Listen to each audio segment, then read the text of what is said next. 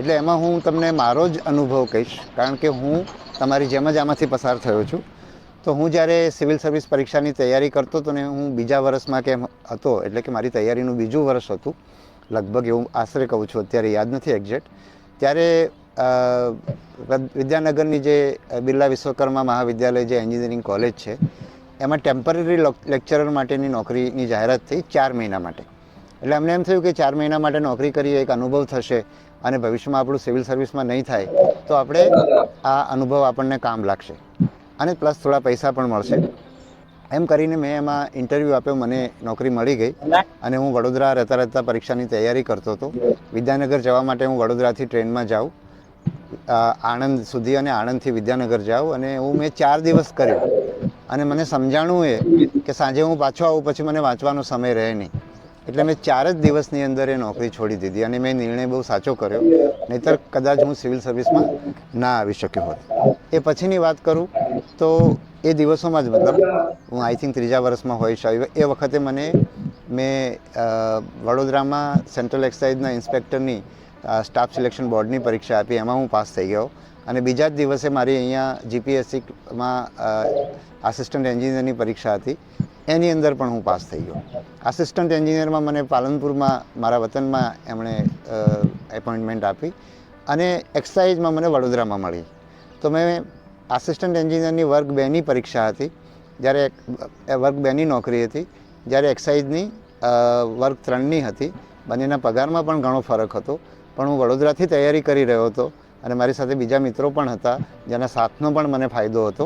એટલે મેં સેન્ટ્રલ એક્સાઇઝની નોકરી પસંદ કરી વર્ગ 3ની હોવા છતાં, અને 6 મહિના કામ કર્યું. અને દરમિયાનમાં મેં મારી બદલી માટે મેં વિનંતી સરકારને કરેલી અને મારી બદલી વડોદરામાં થઈ જતાં મેં ગેરીમાં નોકરી શરૂ કરી. હજુ પણ એક વસ્તુનું ધ્યાન દોરવા માગું છું કે ગેરીની અંદર મારી પાસે બહુ જ સમય હતો, ત્યાં કામ બહુ ઓછું હતું અને એના કારણે મને ખરેખર બહુ પરીક્ષાની તૈયારી માટેનો બહુ સમય હોવા છતાં મારામાં આળસ આવી ગઈ અને છેલ્લા વર્ષે મેં મારે જેટલી મહેનત કરવી જોઈતી હતી, મારી પાસે સમય હતો છતાં મેં મહેનત નહીં કરી, ઓછી કરી. એટલે એના તરફ પણ તમારું ધ્યાન દોરું છું. એટલે પરીક્ષાઓ અમારા વખત કરતાં આજે વધારે સ્પર્ધાત્મક બની છે અને બહુ જ કઠિન માર્ગમાંથી તમે લોકો તૈયારી કરી રહ્યા છો. એટલે એમાં સફળ થવા માટે તમારે તમારી જાતને, તમારા સંજોગોને સતત તપાસતા રહેવા પડશે કે તમે તમારા માર્ગમાંથી ફંટાઈ નથી ગયા ને, તમે નોકરીમાં લાગીને ફંટાઈ ગયા હોય અથવા મારી જેમ આળસ કરીને ફંટાઈ ગયા નથી ને, એના તરફ તમારે જાગૃત. એક વિષય તરફ પણ તમારું ધ્યાન દોરું છું. ગઈ વખતે મેં તમને કહ્યું હતું કે તમે જે સમસ્યા ફેસ કરી રહ્યા છો એ સમસ્યા એ છે કે તમારી પાસે મોટા ભાગના એવા લોકો છે કે જેની પાસે પ્રોફેશનલ ડિગ્રી નથી. ખાસ કરીને જે અમારા લોકરક્ષકની પરીક્ષાઓ કે જુનિયર ક્લાર્કની પરીક્ષા આપનારા ઘણા વિદ્યાર્થીઓ એવા છે કે જેની પાસે સરકારી નોકરી સિવાય વિકલ્પ જ નથી. સામાન્ય રીતે જે લોકો મધ્યમ વર્ગના લોકો છે કે જે 20-25 હજાર રૂપિયા કમાતા હોય, નાની મોટી સરકારી કે ખાનગી નોકરીમાં હોય, એ બધા જ લોકો પોતાના બાળકોને કોઈને કોઈ પ્રોફેશનલ કોર્સ કરાવે છે. ડિપ્લોમા કરાવશે અથવા એન્જિનિયરિંગ કરાવશે, તો એ પ્રકારના કોર્સ કરાવે છે જેમાં પ્રાઇવેટ નોકરીનો બહુ સ્કોપ હોય છે. જ્યારે તમારી પાસે સ્કોપ નથી, ઘણા બધા તમારામાંથી એવા લોકો છે કે જેની પાસે આ સ્કોપ ન હોવાના કારણે તમારી પાસે ભરતી સિવાયનો વિકલ્પ નથી. તો તમારા જેવું, અને એમાં એનું મુખ્ય કારણ એ છે કે તમારા મા બાપને ખબર નહોતી અથવા તમારી આર્થિક સ્થિતિ નહોતી, તમે એવી જગ્યાએ ભણતા હતા જ્યાં તમે ભવિષ્યમાં શું કરી શકો એનું માર્ગદર્શન નહોતું, તમે ભણતા હો ત્યારે તમને ભણવાનું મહત્વ કોઈએ સમજાવ્યું ના હોય.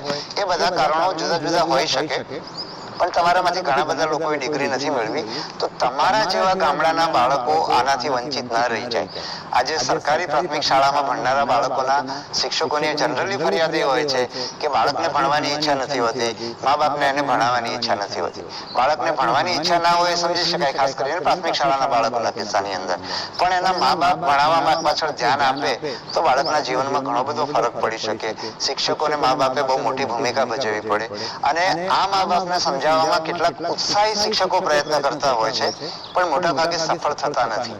તો તમે એ ગામડાના જ છો, ઘણા બધાના તમારા સગા સંબંધીઓ પણ હોઈ શકે, તમારા કુટુંબના હોઈ શકે, તમારા જ્ઞાતિના હોઈ શકે, તમારા ફળિયાના હોઈ શકે.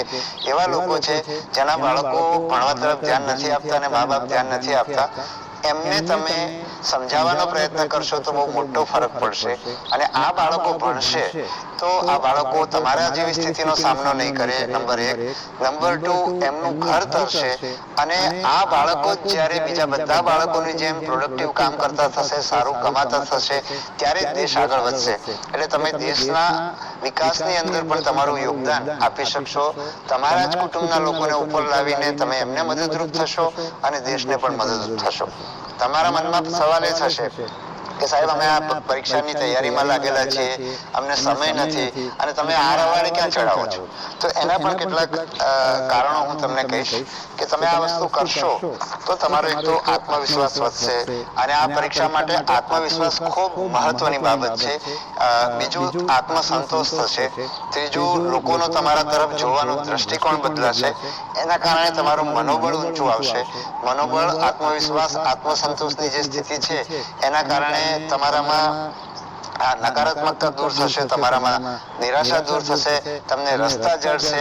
તમે આ પરીક્ષામાં સફળ થાવ કે ન થાવ, જીવનમાં સફળ થવાની શક્યતા વધશે. તમારું મનોબળ ઊંચું આવે તેની બે તમને મુખ્ય ફાયદા થાય કે તમે જે તૈયારી કરી રહ્યા છો અત્યારે તમારી માનસિક સ્થિતિ શું હોય? તમારી માનસિક સ્થિતિ એ જ હોય કે હું પરીક્ષામાં સફળ થઈશ કે નહીં થઈશ. મોટાભાગે તમને એમ જ થાય કે હું સફળ નહીં થાવ, અને નહીં થાવ તો હું શું કરીશ, મારા વર્ષો બગડી જશે અને પછી હું શું કરીશ, એ ચિંતા તમને બધાને કોરી ખાતી કે હું સફળ નહીં થાવ, અને નહીં થાવ તો હું શું કરીશ, મારા વર્ષો બગડી જશે અને પછી હું શું કરીશ, એ ચિંતા તમને બધાને કોરી ખાતી હોય, તમને બધાને સતાવતી હોય.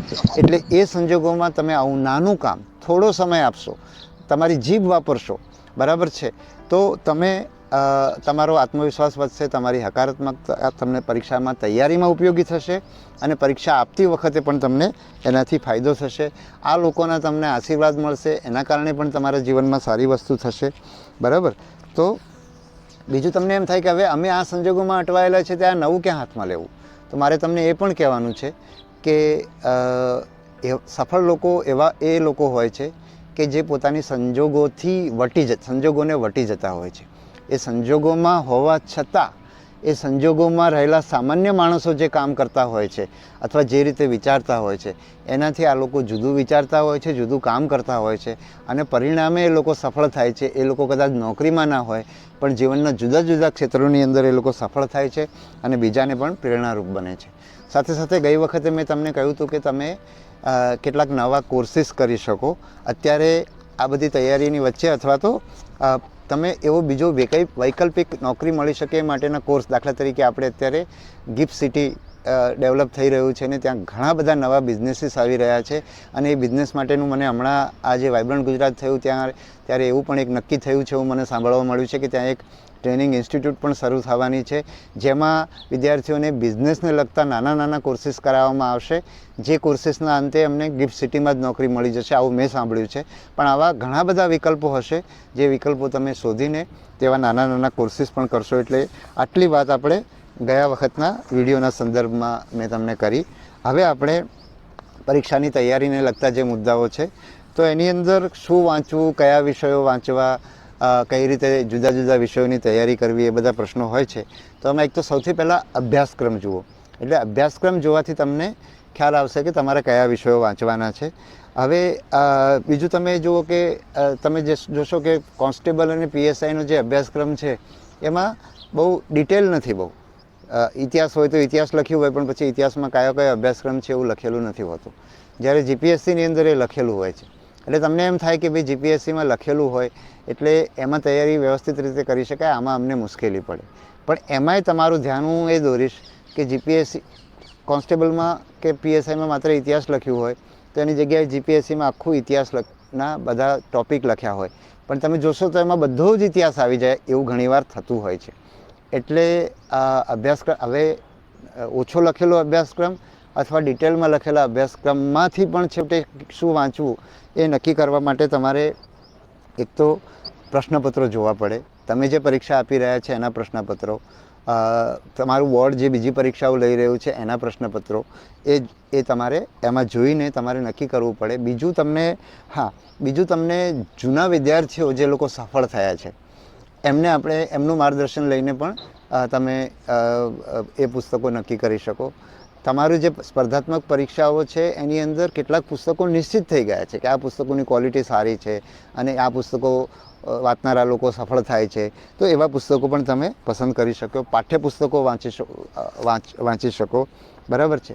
પછી બીજો પ્રશ્ન વિદ્યાર્થીઓનો એ હોય છે કે અમને યાદ નથી રહેતું, અમારે પુનરાવર્તન કેવી રીતે કરવું.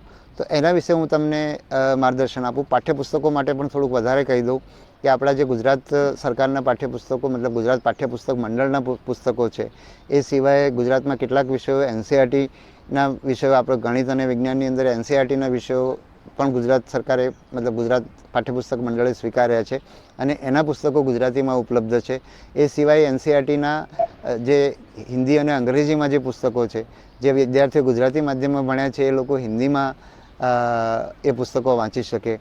અમદાવાદની અંદર ગુજરાત વિદ્યાપીઠની પાછળ નવજીવન પ્રેસ છે, ત્યાં એનસીઈઆરટીની નાનકડી ઓફિસ છે એ મકાનની અંદર, તો ત્યાં બધા પુસ્તકો છે. તમે તમારા